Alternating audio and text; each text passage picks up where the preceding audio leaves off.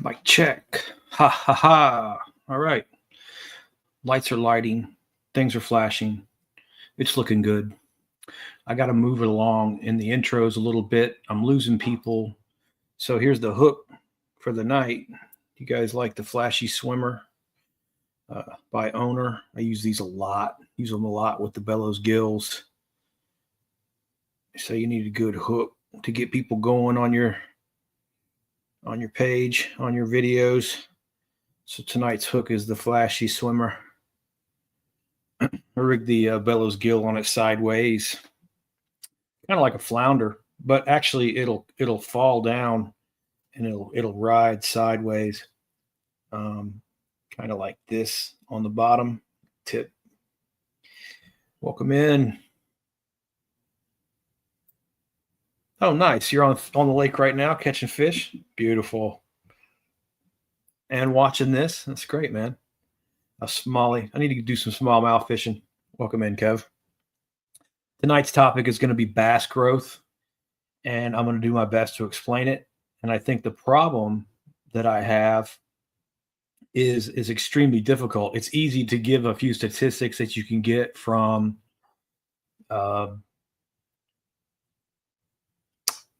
for lack of a better place, the extension service. Extension service publications have a lot of that.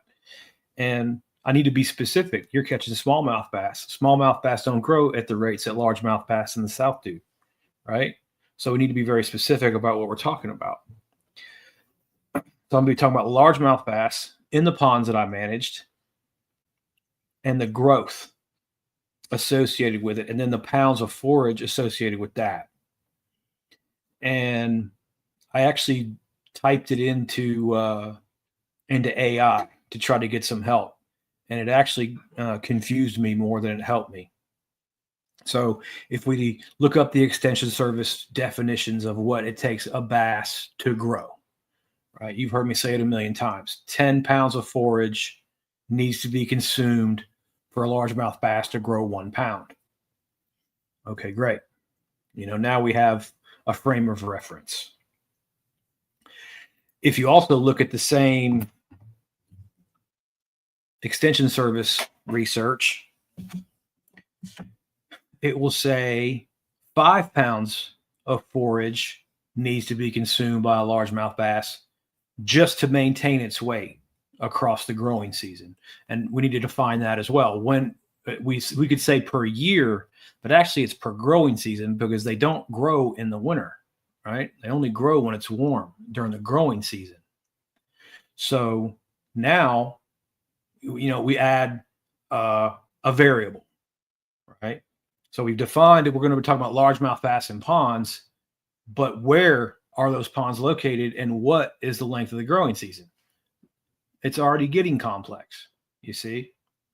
So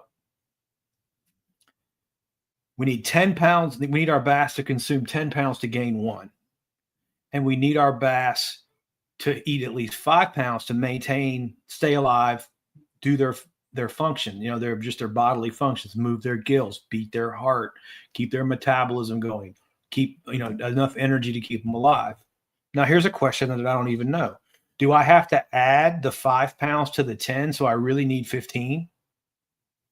I'm not sure. I think so. Just based on my experience in growing fish, I think that that's more accurate. Now, when I say I need 5 pounds of forage for my bass to maintain their weight, is that a 1 pound bass, a 2 pound bass, a 7 pound bass? Do you think that 5 pounds is the same between a 1 pound bass and a 7 pound bass? I don't think so. I think you're going to need considerably more forage for a 7 pound bass to maintain its weight across the growing season than you need a 1 pound. So when I say you need 5 pounds, that's probably an average, right? So if we have a 7 pound bass, we're trying to grow to 8, and it's say it's 7, 8 pounds of forage just to maintain a 7 pound bass. I think that would be a realistic estimate, unless there's a scientist on here that's seen a research project that knows more than I do. Please chime in if you do, because these are the things that go through my head. And then we have to also consider, what if our 7-pound bass grows 2 pounds in a year? Because 1.5 pounds, 2 pounds of growth is not uncommon. We've seen that in the example pond at Sugar Hill Outdoors. We've gotten 2 pounds of growth off fish. We've even seen fish that have been recorded by state biologists that grew 5 pounds. They went from 8 pounds to 13 pounds in one growing season. So that's a fish that consumed 50 pounds. But is that 50 pounds plus it was an 8-pounder plus the 5 pounds? So it actually consumed 55 pounds? These are answers that I can't even give you, boys. These are just ideas that go through my head that I'm throwing out there. Because the research I've seen is not detailed enough. Right? If anybody knows, put it in the chat. Because this is what I'm positive of. Oh, to make this even more complex, I'll go back to what I'm positive of. Say we have a 1-pound bass in our pond, and we have a 7-pound bass in our pond. Okay. That 1-pound bass is consuming forage, a different size class of forage, a smaller size class of forage, right?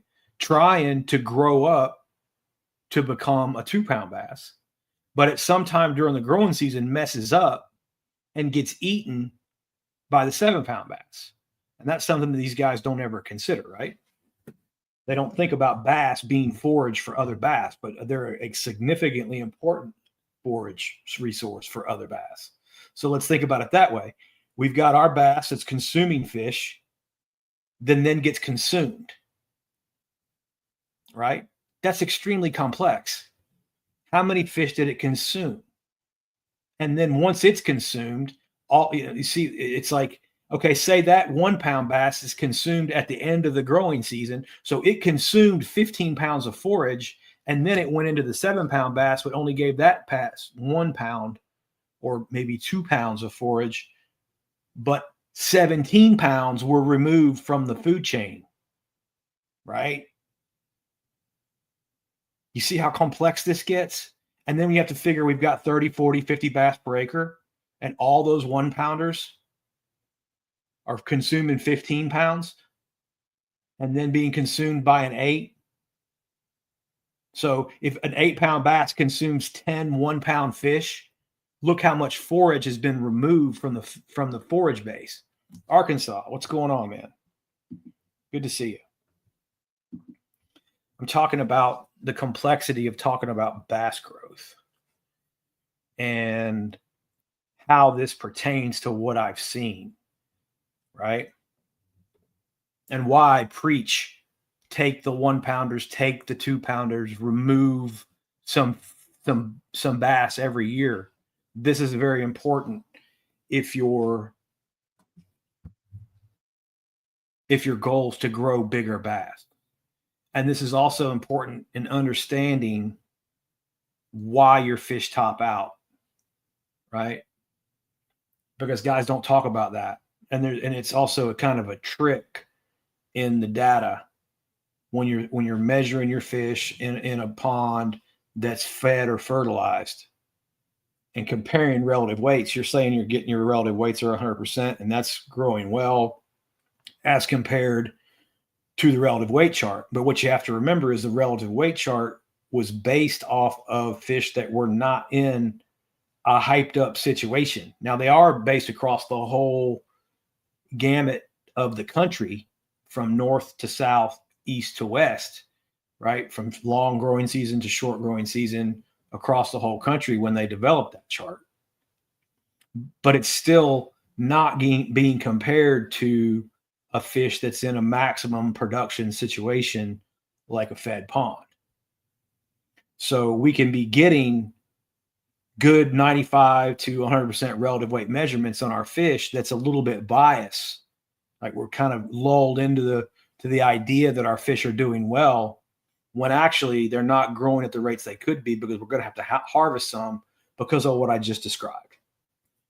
Because the 1-pounders are consuming so many fish and then being consumed by a larger fish, you're losing 15 to 20 pounds of forage out of that forage base, where if in the springtime you pulled that 1-pounder out, there's at least 10 pounds of forage that it's trying to consume that's going to another bass.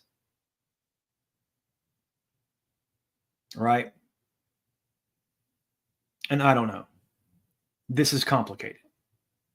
It's more complicated than just saying it needs 10 pounds of forage to grow. It's easy to throw that number out there. So what have I seen? All right, here's what I've seen. You can be in a situation where, especially in these fed and fertilized and maximized production ponds, where your fish just they're measuring healthy. You're catching good numbers of fish. Like you can go catch an 8-pound fish all the time. I've had guys with like 12, 15 acre ponds that just they catch 20, 30, 40 8-pounders a year, right? But they never catch a 10. Never. Why? And they want to know that.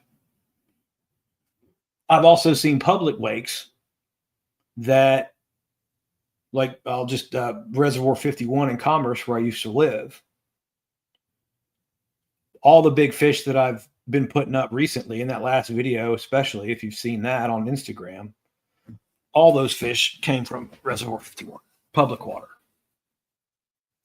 Reservoir 51, you don't catch a lot of 1-pounders because of the cormorants that come in and wipe just everything small.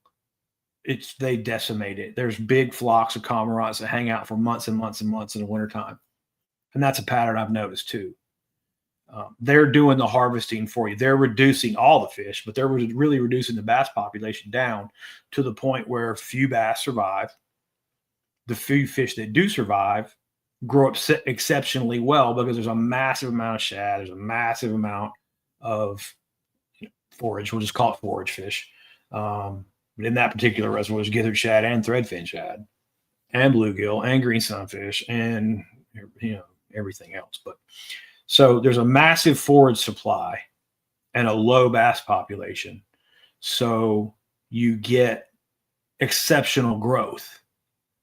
But there's a trade-off with exceptional growth. And Steve and I talked about it. If you haven't watched the podcast with Steve Barden, Stephen Barden, the last one we did, where yes, we can stock low density. Yes, we can grow our bass 2 pounds per year, but we're giving up longevity when we do it. It shortens the life of the fish to grow 2 pounds a year. And I've already seen it in the pond. I've already been talking to Clint about that. It's like we're not seeing some of the northern bass that I think we should be seeing. I think they're already dead. I don't think they've made it 3.5 years, going on 4 years. I don't think they've made it that long. We had great growth out of them. We're not seeing them too much in the catch rates anymore. Seeing one northern fish because they're tagged. We can scan them. Welcome in, everyone. Thanks for joining.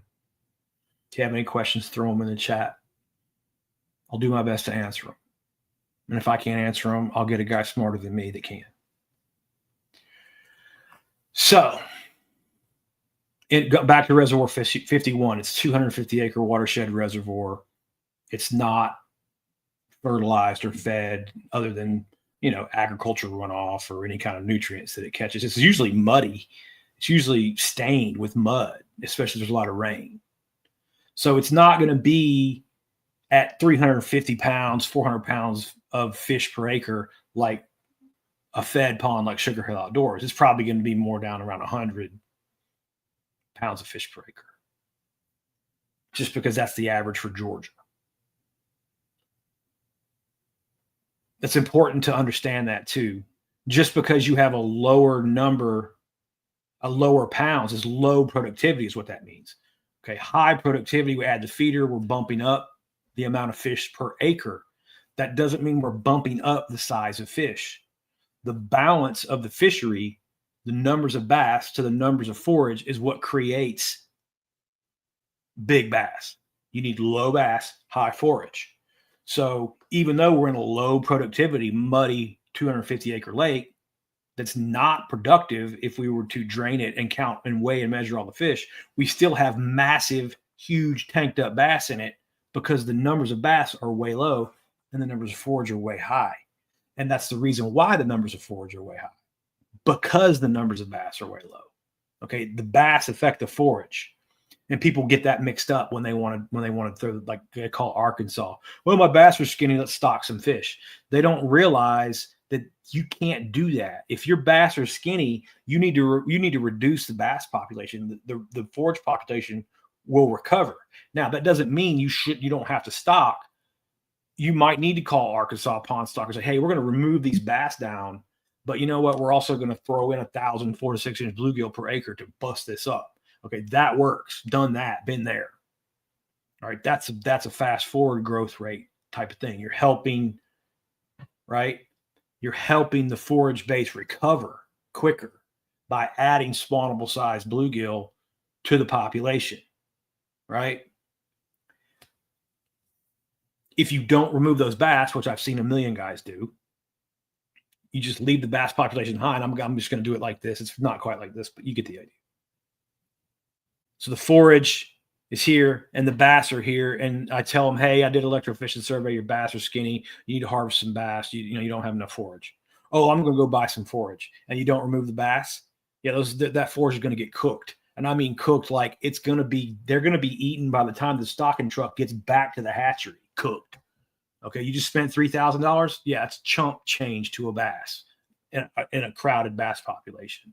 And then you don't understand the forage. A 3-inch bluegill lays 10,000 eggs per month.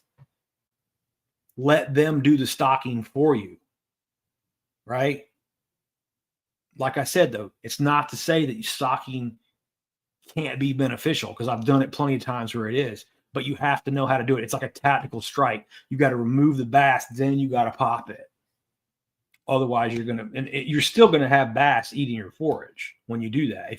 Anytime you're stocking fish with an adult bass population, you're going to be losing a lot. That's when you have to ratchet up. That's where it gets expensive.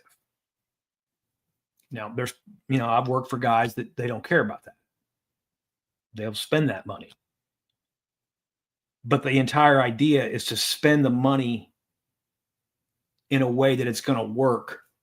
A way we're gonna get a measurable result, not in a way where we're spending money and stocking fish and not removing any bass, not helping our stocking in any way, shape, or form, just to watch them get gassed up, just to spend some more money the next summer. That's what we're trying to avoid. But that's what I've seen more of than only the guys that I'm actually personally managing the pond, where I would personally go remove the fish. Most of the time, I tell the guy, hey, you got a 10-acre pond, you got 20, you need to remove 201 pound bass before you stock any fish. Before you stock any forage, go get 201 pound. You get you and your buddies and hit those 1-pounders in the head. You got to get them out. Do they ever do that? No. And they just call a fish haul truck because they don't understand what's going on. And that's why you're here. So you do. Back to Reservoir 51. We have a low bass population, high forage population.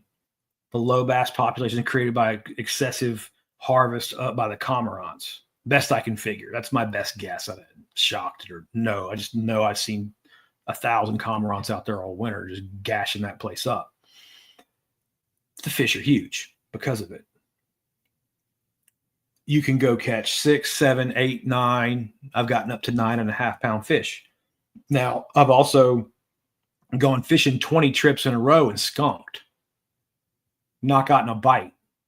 And I mean trips like 2 to 4 hour trips. I'm not going all day long, just after work, whatever.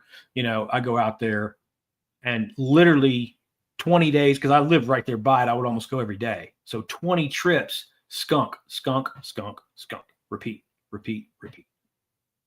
Right. Then 9.5 pounder, next day 8.5 pounder. Then you get 2 7s in a day. Right. The fish start to turn on. You're on them a little bit better or whatever. And you just kill some big ones for a while, but then you go back to the skunkathon. All right. That is public water trophy bass fishing.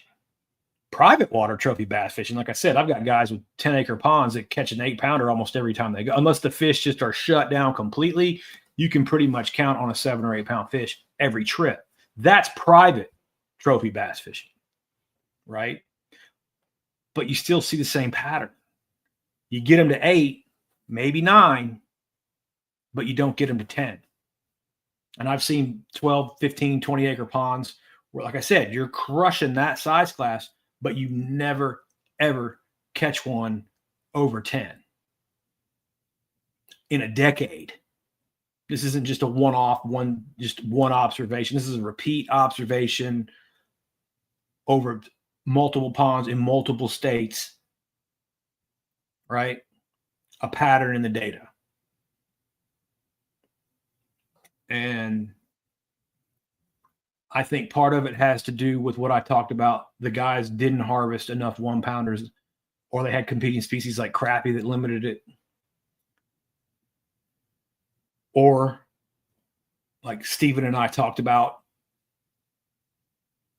you're getting 1 pound of growth per year per fish is, from a longevity standpoint, your fish are going to live longer. When you start ratcheting up, when you're getting 2, and I've seen bass grow 3 pounds in a year in new ponds, 2.8, 2.7, right? 3.1 is the fastest I've ever seen an F1 grow. And that was a low stocking density new pond situation. F1, not a northern or Florida. F1s grow faster. And I've only seen it once. More realistically, I've seen F1s go to, like, in 12 months, they'll go to like 15. They'll be like 2 pounds, 15 and a half. They'll be like 2.3, 2.4 pounds. That's a more realistic goal. To tell somebody, I can tell somebody that 3 pounds in a season is possible. I've seen it. To tell it's doable at your particular site, that's probably not. But 2 pounds, I mean, we did that at Sugar Hill. Now, Sugar Hill's different in that we have Northerns and Floridas in the same pond, and I'm really trying to look at their offspring and what happens. And we've also seen the Northerns grow 2 pounds a year, and the Floridas not. The Floridas grew at a slower rate, more around 1 pound a year. That doesn't hurt my feelings, because the slower growth rate means the fish is going to live a little bit longer. And that little bit longer, at 6, 7, 8 years, our Northerns are going to be dead because they grew too fast. They're too aggressive. They bite the hook more. They get handled more. Floridas are opposite. And we saw that in the data, where we've caught some of the Northerns 4 and 5 times, and most of the Floridas haven't even been caught yet. And I can promise you, you stock pure Floridas in a pond versus pure Northerns or F1s, especially F1s. F1s are super aggressive. They get the kind of the best of both worlds. You get an aggressive fish that grows big like a Florida when you stock an F1. That's a cross between the two for anybody who doesn't know.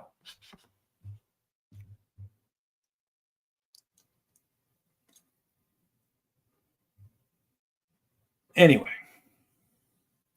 you see how complex this is, boys? You know, it's just to give these little numbers out and I don't know, maybe I'm not well studied enough. Maybe I'm not articulate enough. Maybe there's something that I'm missing that some other biologist could come on here and help me with to try to explain this a little bit better. Because I certainly don't know everything about this. And I've been doing it a long time. And I still learn every single day. Right? I feel like I'm pretty good at it, but that doesn't mean there's no room for learning. We're always learning. You got to have that mentality. That's important. That's the mentality that I don't see from the general population on the internet here. I've been fishing for 30 years. I've even had guys say they've been fishing for 5 years. So I'm impressed. I was 13 years old. I've been bass fishing for 5 years. That doesn't mean anything to me. You know, I had 13 years bass fishing experience when I started fisheries school at 20. Right? the amount of time you spent fishing has very little to do with what we're talking about right here. 0% really. And like I said, some of these questions I can't answer. I don't know. I do know what works in the field, right? I can't give you the book knowledge. I can't give you maybe all the new studies. Maybe there's some studies out there that I've missed. I don't know. But I can go to your house and I can tell you, all right, this is what it looks like, and this is probably what you need to do. And most of the time it works. But have I been in situations where I go to somebody's house and I go, this is what it looks like, and this is what you need to do, and it doesn't work? Sure. Absolutely. Yep.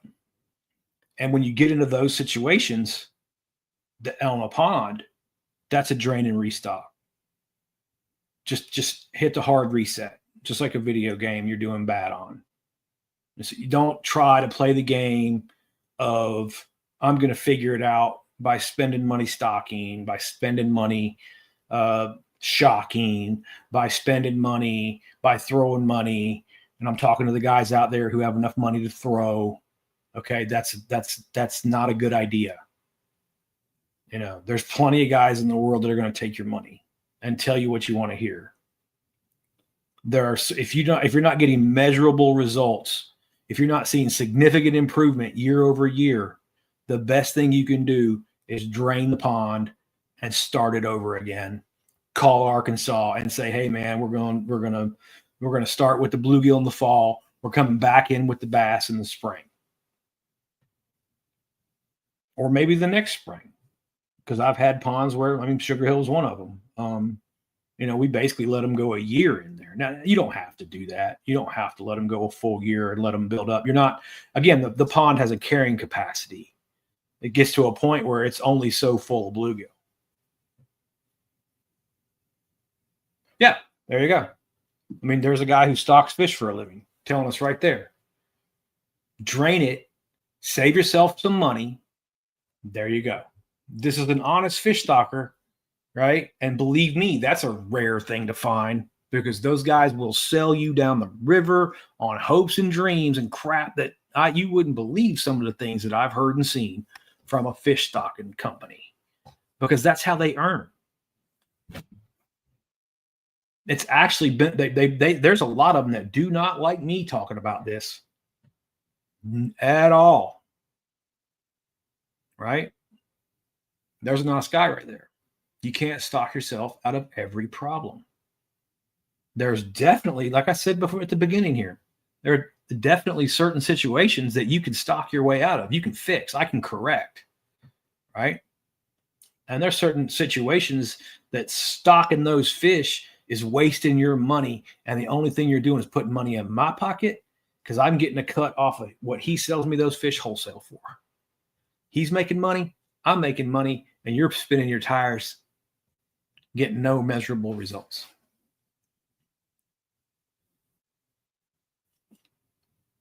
And we want to avoid that. We want measurable results. We want to see pound of growth a year, right? Year over year. How many people go fish these stunted bass lakes and catch these 1 pound fish, 1 pound, 1 pound, 1 pound all day long? They catch 20 a day, they catch 30 a day, and they don't even have the knowledge to know that we're only catching 1 pounders and the fish that eat 1 pounders, the 7, 8, 9s. They'll pull a 9 pound fish out of that stunted bass population and think the lake's fine. It's not fine. In a good fishing lake, you have a diversity of size. You see 1 pounders, you see 2s, 3s, and 4s. Diversity of size wins the prize. How many times have I said that? It doesn't sink in for these guys. I don't know why, boys. So it's 1 pounder, 1 pounder, 1 pounder, 1 pounder. We caught 158. And you didn't put any of them in the cooler. You didn't even have enough knowledge about this to know that 100 bass, all between 1 and 2 pounds, is bad. That's a fail. I have failed at my job if that's what your bass population looks like. You catch 100 1-pounders and 1 9-pounder that's eating the 1-pounders. That's a bad job. Right on. I've said it a million times, dude. And you'll see it in the shock surveys. Like I said, if you've spent 30 years on an electrofishing boat, you see it, just like that, boy. Just like that.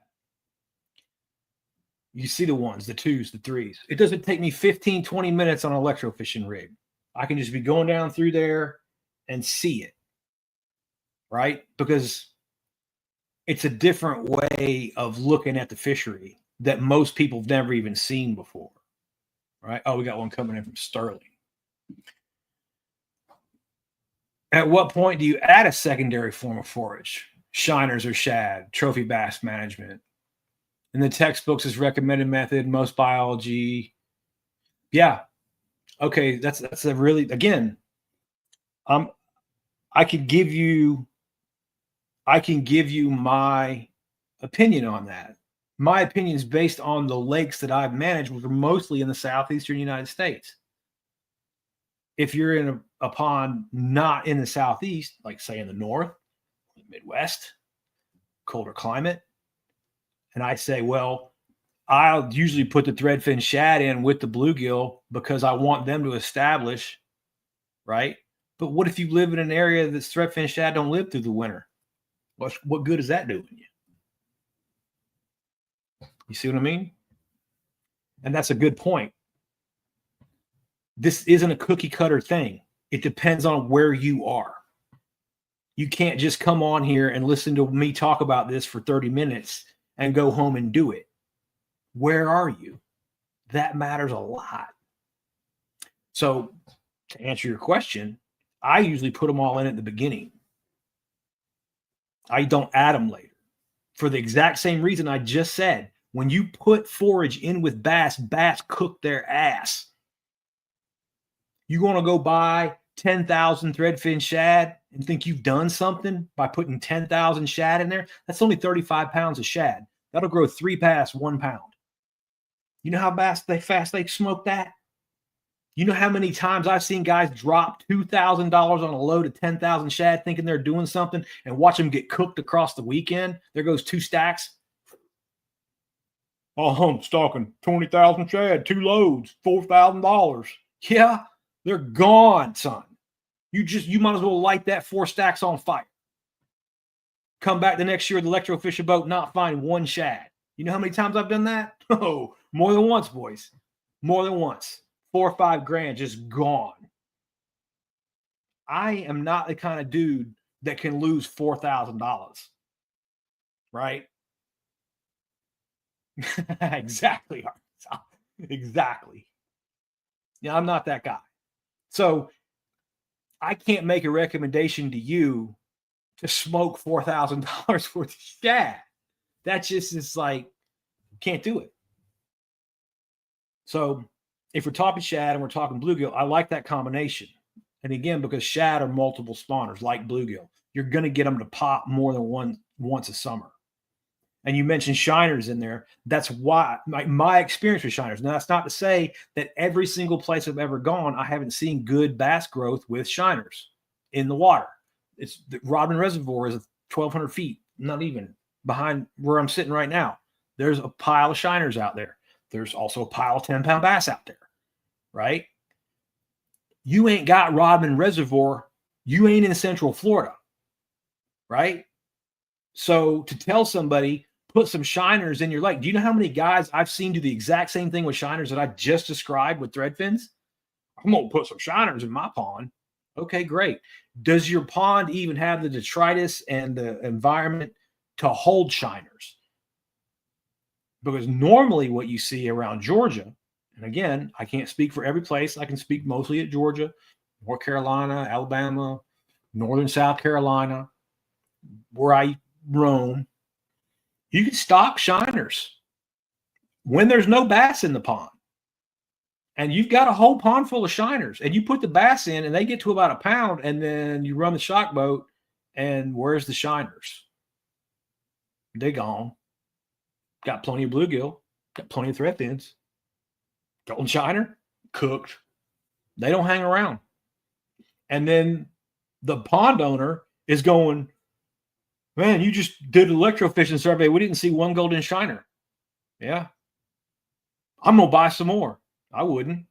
Why? You don't have the environment for them to maintain themselves. Once the bass grew to the size that they can grow to get on the shiners, they ate them all. Every once in a while, you might roll one up somewhere, but they're not a significant source of forage. Excuse me. We put them in the best possible condition, and they're gone. Why would you try to put some more in? You don't understand that the diversity of the forage base, and I've gone over this before too. Let's say this is our bluegill population, and we're gonna cut that in half with shiners, right? So now we've got, instead, like, this is our bluegill population, all right? This is a better visual reference, all right? And we stock shiners, and they take off, and they take over half of the forage base. Now we got half of the carrying capacity. Let's say this is 1,000 pounds of forage, right? And it was all bluegill, but then we put shiners in, and shiners took over, and we cut that in half. So now we got 500 pounds of bluegill and 500 pounds of shiners. These fish spawn multiple times a year. These fish spawn once in the spring. You'd be better off with 1,000 pounds of bluegill that spawn all the way through till the fall, instead of having one fish, half of the population, that doesn't spawn past the springtime. Guys don't get that. I can grow better fish with just bluegill than I can when you get a diversity. You don't have to diversify a pond's forage base. Again, it ain't Rodman. Right? You couldn't keep all the fish. You couldn't keep one species of good fish out there. Another thing guys don't get, when you add other species of fish, like predatory fish like crappie, or when you've got carp in a pond, say common carp, okay? Now we're talking about the entire fish population, right? So let's say we can support 100 pounds of fish per acre, but each acre has 3 carp that weigh 10 pounds. That's 30 pounds of carp. That comes off our 100 pounds right there. So if we have 30 pounds of carp per acre that are too big for anything to eat, right?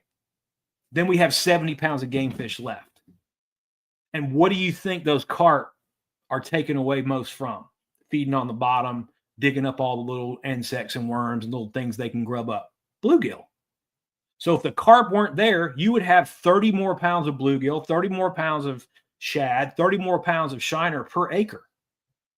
That's what happens when you've got, for lack of a better term, a trash fish like that. It's too big for the bass to eat. It's just taking up space in the pond. What if you have 90 pounds of carp per acre and it can only support 100 pounds of fish per acre? Then you only have 10 pounds of game fish left. That's how the biomass gets displaced by fish like that. I think that's what's going on at Rodman. We can go out there in the springtime. I'll go look at the videos where I'll make some more videos where I'm doing some bow fishing on the tilapia. Are tilapia good for a pond? I don't know. Depends. Are they all 5 pounds that nothing can eat? Or are they nice forageable sized tilapia and you're by the coast where it's temperate and they don't die in the wintertime and you'll lose them, right? There's not a magic forage fish that fixes this, boys. And that's why it's important to understand the basic biology of all these fish and be able to incorporate that into where you are in this country. Hell, in this world. I'm talking to everybody in the world right now. I don't know. It's complex. It's really complex. And it's really hard to articulate. That's why you don't see many guys doing it. And the reason why I can do it halfway good, I'm not saying I'm really even that good at this, but the reason I'm halfway good at it is because I spent 30 years. If you call me up and you say, hey man, I got a pond. I want you to come look at it. Okay. So we'd have a conversation. And it's not a conversation between two biologists, right? Most fisheries biologists only have conversations with each other or with their bosses because they're state biologists. There's very few guys like me and Steve Barton who can even work privately. There's just not even enough work to keep us. I'm not doing it really anymore. That's why I do this. If I could be managing fisheries, I would be telling y'all this. I'd be managing fisheries and making, there's no like Steven has a really good fisheries management only business going. And I can think of a handful of biologists around the country that had that. I wasn't able to establish that for myself, right? Because there's other great biologists doing it too. And there's a limited supply of guys who can afford that service. Now I'm going next week. We're going to have some videos. I got actually two different from here. Two different pond lake owners they're purchasing old strip mines, multiple lakes, big properties. So we're going to go up and do some consulting, and I'm going to record that. Hopefully, I'm going to record that. Sometimes you go to these places, and that's a no-no.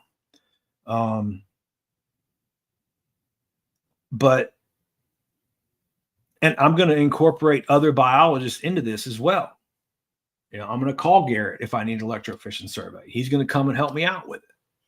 All right. Because I'm not really trying to be a private, do my own business anymore. Like Steven and I were talking about on the last podcast, I called this whole thing Aquatic Biologist because I want a collection of biologists. I don't want it to be Shan's biology page or whatever. I want it to be a collection of information where multiple biologists, where multiple science companies, science-based biologist companies can get work from, can get their name out. Looking bigger picture. And I'm looking bigger picture because what we have going right now is counterproductive. This competition between our companies and stuff like that. I understand that competition is competition, but the competitiveness creates secrets. And those guys should keep their secrets. I'm not saying they should, I'll tell you everything I know about it because who cares? I'm not doing it for a living anymore. But if they've got something that they've done that's a secret, keep it. I'm fine with that.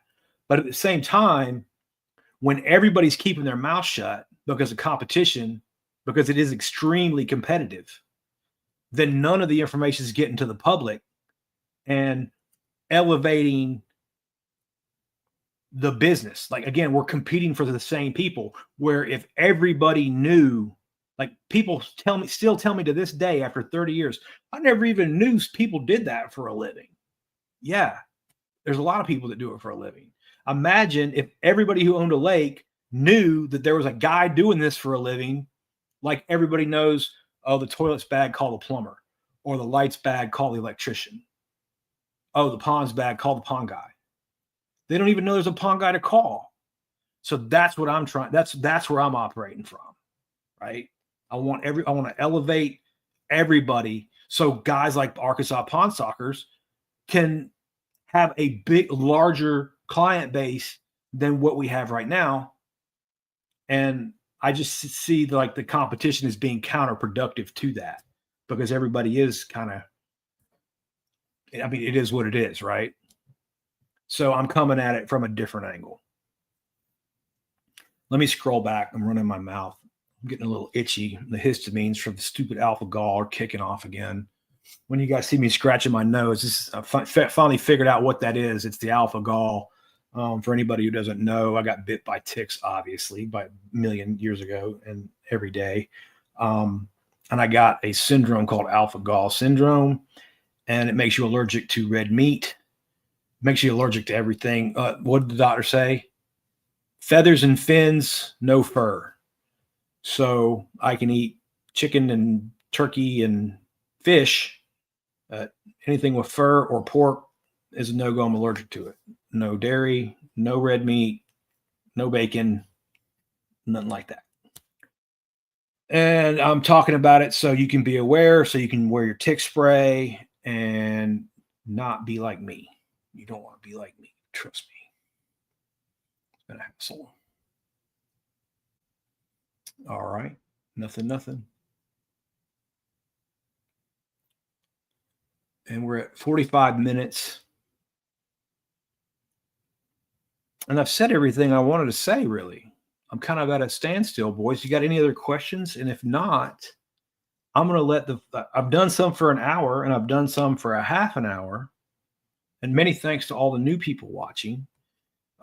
We have gone from about 9,600 a couple weeks ago to right before I came on it, we were at 11,200. So I'm coming up on 2,000 new followers on YouTube in 10 days. Thank you very, very much. I hope the information helps you in your journey through fisheries management. And I hope it gives you, even if you don't call me, call Steven or call Garrett or call one of your local state biologists are great people to talk to because they're familiar with your area. And I have never known one. We all do this because we love our fish and we love our fisheries. I've never met a biologist that wasn't interested in talking about this and helping the people in their area. So, and keep that in mind too for like your local extension service. That's a great source of information in every state. And again, I talk to people every day who don't know about the extension service. Where I was from, it was through the University of Georgia. But I know Alabama has one, Mississippi has one, Texas has a great one. It's actually a great source of information. Just type in any of those extension services in your state. Just Google that, Texas extension or Georgia extension, or do all of them, just bring them up and save their pages because that's a great source of information for pond owners. That's just right there on the internet that they don't even know is there. You can get a lot of information. And I know through Georgia, you can run all your basic water quality tests at a significantly discounted price, which will help when you do have a conversation with a local consultant. You'll already have the water tests. The last time I ran one from Georgia was several years ago, but it was like $20 for all the basic water testing. They sent it to the labs at Georgia. They ran it.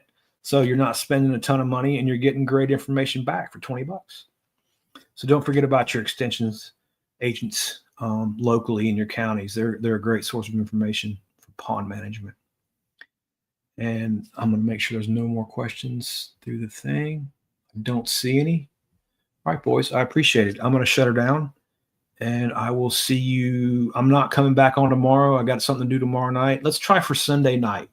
We'll go again on Sunday night. I appreciate you watching.